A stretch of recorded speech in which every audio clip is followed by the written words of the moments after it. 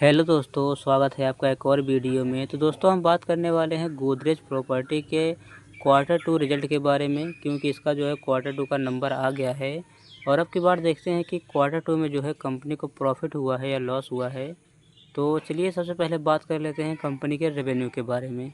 अगर कंपनी के रेवेन्यू की बात की जाए तो पिछले साल जो है कंपनी का रेवेन्यू जो है 1093 करोड़ था। और वहीं पिछले क्वार्टर की बात की जाए तो पिछले क्वार्टर में जो है कंपनी का रेवेन्यू जो है 434 करोड़ रुपए था। और अभी देखा जाए तो कंपनी का रेवेन्यू जो है 740 करोड़ रुपए है। यानी कि देखा जाए तो कंपनी का रेवेन्यू जो है यहाँ पे अगर सालाना आधार पर देखा जाए तो सालाना आधार पर जो है कंपनी का रेवेन्यू जो है गिरावट देखने को मिली है। और क्वार्टरली बेसिस पे देखा जाए तो कंपनी का रेवेन्यू जो है यहाँ पे हल्का सा बढ़ता हुआ दिखाई दिया है।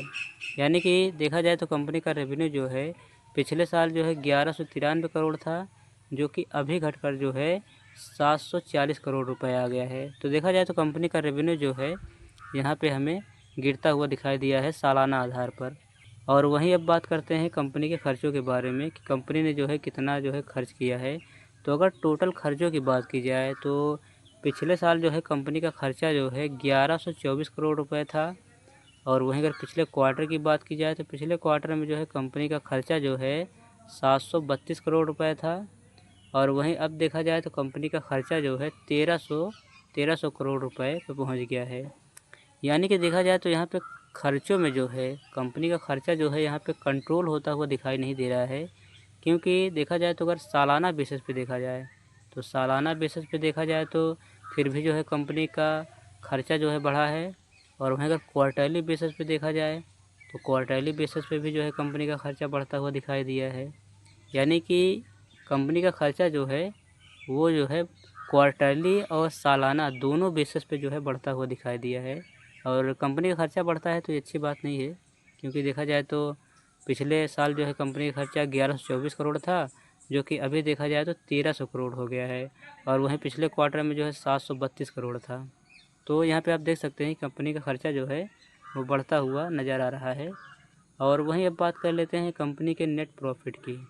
अगर कंपनी के नेट प्रॉफिट की बात की जाए तो पिछले साल जो है कंपनी का नेट प्रॉफिट जो है लगभग देखा जाए तो 333 या कह सकते हैं कि 334 करोड़ रुपए जो है कंपनी का नेट प्रॉफिट था।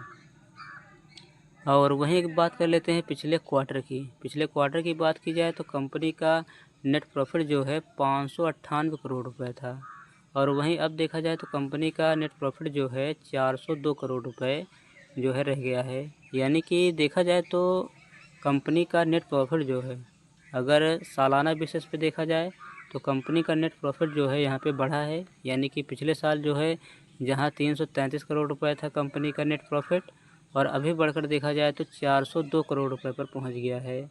और वहीं अगर बात की जाए क्वार्टरली बेसिस पे अगर हम देखते हैं तो क्वार्टरली बेसिस पे जो है कंपनी का नेट प्रॉफिट जो है घटता हुआ दिखाई दिया है। यानी कि पिछले क्वार्टर में जो है 598 करोड़ था, जो कि अभी 402 करोड़ हो गया है। मगर हमें जो है कंपनी का प्रॉफिट जो है वो सालाना आधार पर देखना है, क्योंकि क्वार्टरली आधार पर नहीं देखा जाता उतना ज़्यादा। क्योंकि सालाना आधार पर जो है कंपनी का नेट प्रॉफिट हमें देखना है। तो देखा जाए तो कंपनी का नेट प्रॉफिट जो है सालाना आधार पर जो है यहाँ पे हमें बढ़ता हुआ दिखाई दिया है, जो कि 402 करोड़ पे जो है पहुँच गया है सालाना आधार पर कंपनी का नेट प्रॉफिट।